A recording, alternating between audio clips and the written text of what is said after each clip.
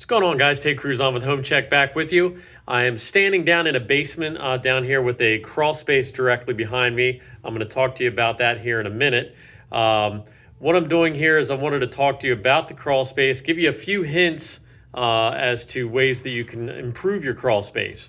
So let me just give you a little look-see here behind me. I'll shine my light on the situation here, give you a quick little scope scan. You can see pretty typical crawl space for our region up here in the mid-Atlantic states in an older townhouse. You can see the stone foundations and things there.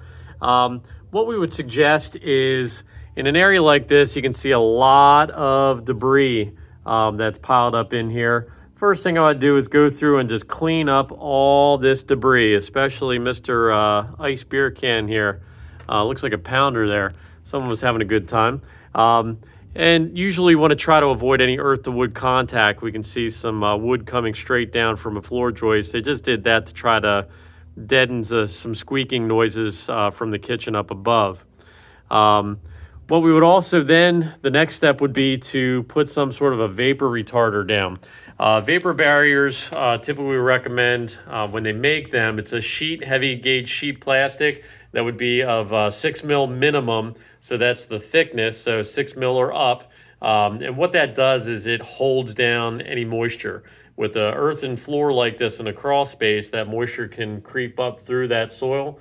And with the vapor barrier down, it's going to hit and stay down in the soil rather than creeping up into your crawl space or into your basement area. So we're going to clean out the debris, avoid that earth to wood contact, put our vapor retarder down. And with the stone foundations like this, where we have these stone walls here, you may want to consider taking the vapor barrier up there too to avoid any moisture creeping in from that point. The other thing that I would do is as we look in here, you can see the floor joists are all open, no insulation. Insulation would go a long way to helping improve the efficiency, warm that floor up upstairs. You like to walk around in your bare feet on those laminate floors or whatever. It gets a little cold when you have this down below your feet. So by putting the insulation in the space here, it's going to help to keep that floor comfortable for you while you're working in that kitchen in your bare feet, if you do that sort of thing.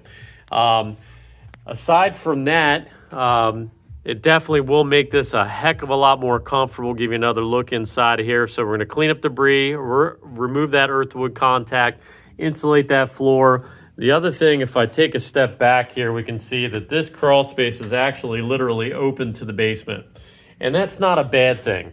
So many people want to cover it up. It's, oh my God, it's a crawl space. I don't want to look in there. They want to cover it over and they seal it up, and that presents a problem because right now we have no ventilation. What we want to do is keep it open to the basement so that we can let the two spaces acclimate together. We can run a dehumidifier here in the basement because up here in these mid-Atlantic states, when it's warmer outside, it's going to be cooler and damper in our basements and crawl space areas. So we run that dehumidifier at those times of year to take that moisture out of the air, let that crawl space acclimate to the basement.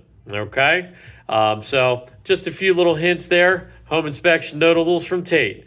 So remember, folks, you got to get that home inspection by someone that knows how. Until next time, we'll see ya.